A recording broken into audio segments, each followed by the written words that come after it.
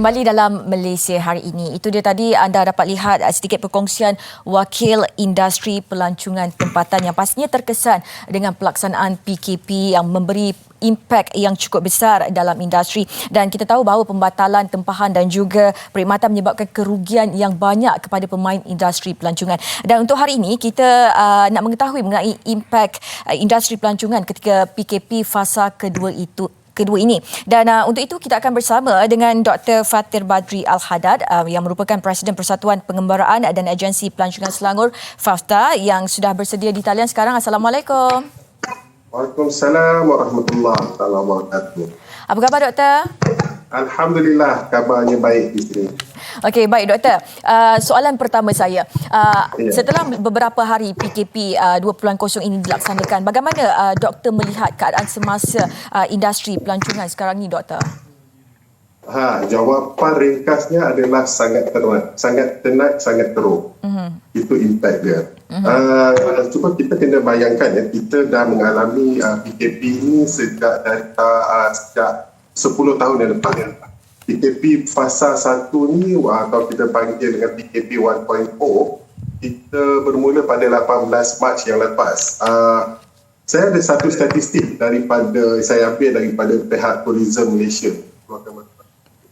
Perbezaan kedatangan pelancong semasa PKP fasa 1 yang mereka lakukan antara Januari hingga Julai tahun Januari hingga September pada tahun 2019, ketibaan pelancong antarabangsa adalah seramai 20.1 juta berbanding dengan pada tahun 2020 hanya 4.3 juta, iaitu berkurangan seramai 78.6%.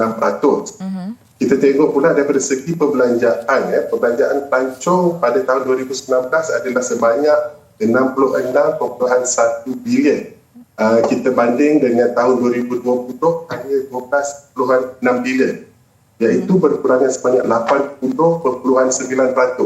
Jadi bayangkan bagaimana wang sebanyak itu berkurangan daripada pendapatan kerajaan, yang mana ekonomi kita juga terjejas akibat.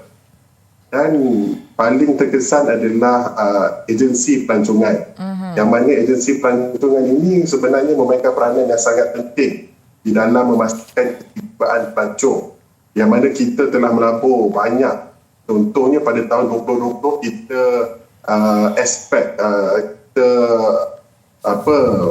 menjangkakan bahawa tahun 2020 adalah tahun melalui Malaysia, dan kebanyakan dari kami telah melabur banyak juga wang untuk memastikan Visit Malaysia 2020 itu berjaya. Tetapi malangnya benda ini tak berjaya dan mengakibatkan kerugian yang sangat besar. Jadi impak dia pula setelah diisytiharkan PKP 2.0 dan bercampur pula dengan darurat, kami sangat terkesan kita ada bantuan. Baik Doktor, kalau kita melihat banyak keluhan yang dizahirkan oleh pemain industri, ada yang kehilangan pekerjaan, ada yang terpaksa memberhentikan pekerja untuk menjimatkan kos dan sebagainya. Jadi mungkin Doktor boleh kongsikan sedikit mengenai kesan PKP 2.0 ini terhadap industri pelancongan. Silakan Doktor. Okey, kesan dia memang sangat banyak. Kajian yang kami buat pada bulan Julai 2020, akhir Julai, iaitu PKP 1.0, seramai 51% syarikat agensi pelancongan telah beroperasi dari rumah, work from home. Maksudnya, bila work from home ni, kita dah tak ada pekerja. Kita telah buangkan pekerja kita semua dan kita dah tutup pejabat kita telah rental tak ada, telefon semua dah tak ada. Kita hanya gerak dengan telefon bimbit. Itu yang kita maksudkan dengan work from home. Jadi, seramai 51% yang telah menutup operasi. Cuma bayangkan kita akan berhadapan dengan PKP 2.0 ni yang kita tak pasti lagi berapa lama, yang mana kami menjangkakan paling awal adalah 4 minggu mungkin. Mungkin kita harap hanya 4 minggu saja.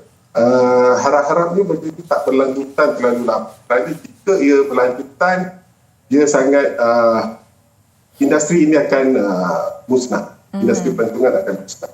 Baik doktor, ketika tempoh PKP ini semua dinasihatkan untuk work from home dan juga paling penting kita perlu menjaga SOP. Jadi doktor melihat kepada situasi ini, agaknya bagaimana nasib ejen-ejen pelancongan ini kalaulah situasi ini berlanjutan? Itu yang saya cakap tadi, kita akan berhadapan dengan satu masalah yang besar. Maksudnya, kata orang tu apa, disaster lah.